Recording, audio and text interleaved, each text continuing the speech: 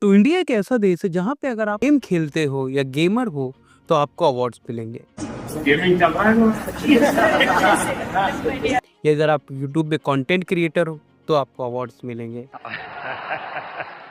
सबसे पहले तो thank you for the Kanwar यात्रा में जाते हो, माला पहनाई जाएगी, आपकी तारीफ की जाएगी। लेकिन अगर आप पढ़ाई करते हो, स्टूडेंट्स हो, कॉम्पिटिटिव एग्जाम देते हो तो आपको लाठी मिलेगी। और देखिए किस तरीके से, देखिए जी, हम बात कर रहे हैं एसएससी प्रोटेस्ट के बारे में कि एसएससी प्रोटेस्ट आखिर क्यों हुआ और क्यों ऐसे ही सरकार हमारे बातों को नज़रअंदाज करती है।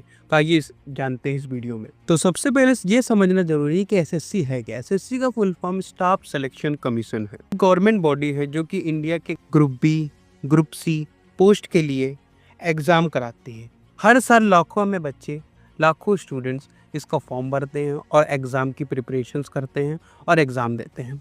जहाँ पे इसका जो पहले जो टेंडर था टीसीएस के पास था और टीसीएस में भी बहुत सारी परेशानी थी, बहुत सारी दिक्कत थी, जिसके लिए स्टूडेंट्स हमेशा शिकायत करते थे। 100 रुपए लेके बताओ, देकर हमें बताओ कि कौन कौन सा सवाल गलत है।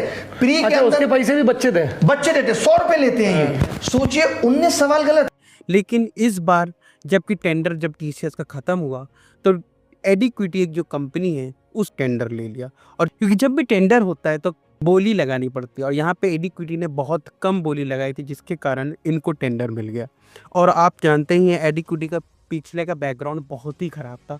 बहुत सारे इन्होंने पेपर लीक्स करवाए, बहुत सारे इनकी प्रॉब्लम्स हुई। तो स्टूडेंट्स का भी ये कहना था कि इस बार भी प्रॉब्लम्स होंगी और ये हुई भी।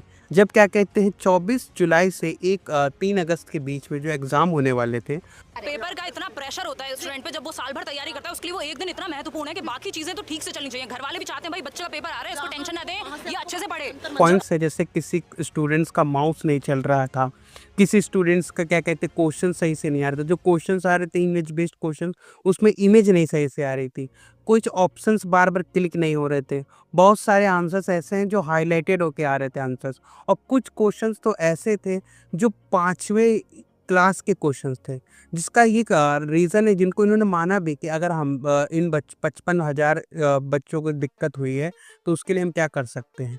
इन्होंने ये भी कहा, इन्होंने माना भी कि ये इनकी गलती है, बट जब स्टूडेंट ने इसका प्रोटेस्ट दिखाया तो उन्हीं पे ही लाठीचार्ज करी।